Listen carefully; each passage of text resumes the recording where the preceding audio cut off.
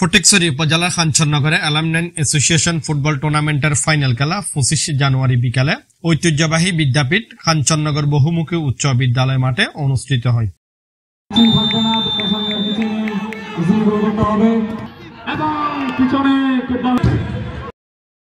খেলায় টাইব্রেকারে ভিনটেজ ভিক্টরসকে পরাজিত করে টিম লিজেন্ড চ্যাম্পিয়ন হওয়ার গৌরব অর্জন করেন।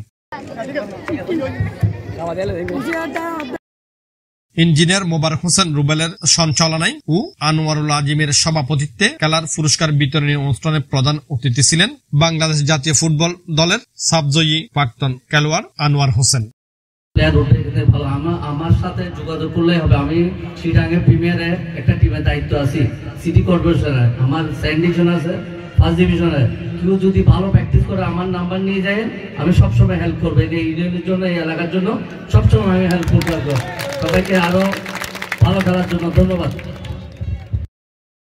এতে বক্তব্য রাখেন টুর্নামেন্টের আহ্বায়ক ইঞ্জিনিয়ার কফিল উদ্দিন, অ্যাসোসিয়েশনের সেক্রেটারি মামুনুল হক, অ্যাসোসিয়েশনের সদস্য হান্নান চৌধুরী, শফিউল আজম, শহীদুল আলম ও মোজাম্মেল তালুকদার সহ আরো অনেকে। আমাদের এই টুর্নামেন্ট থেকে সবথেকে বড় প্রাপ্তি, এই টুর্নামেন্টের আয়োজক কাঞ্চননগর অ্যালামনাই অ্যাসোসিয়েশন এবং এই টুর্নামেন্টের প্রত্যেকটা খেলোয়াড় কাঞ্চননগরের একই টিমের একই অ্যাসোসিয়েশনের খেলোয়াড় বিন্দু। এটাই আমাদের সবথেকে বড় আয়োজন। আমি আসলে খুবই অবাক হয়েছি যে এত চমৎকার একটা আয়োজন দেখে। অনেকেই বলে বাংলাদেশ থেকে ফুটবল প্রায় হারানোর পথে। সম্ভবত বাংলাদেশের মধ্যে কাঞ্চননগর সবচেয়ে অন্যরকম জায়গা, যেখানে এখনো ফুটবলের জোয়ার আছে।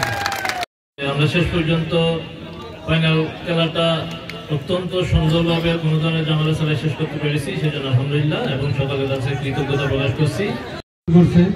আমি মনে করি এটা আমাদের এলাকার জন্য খুবই গর্বের বিষয়।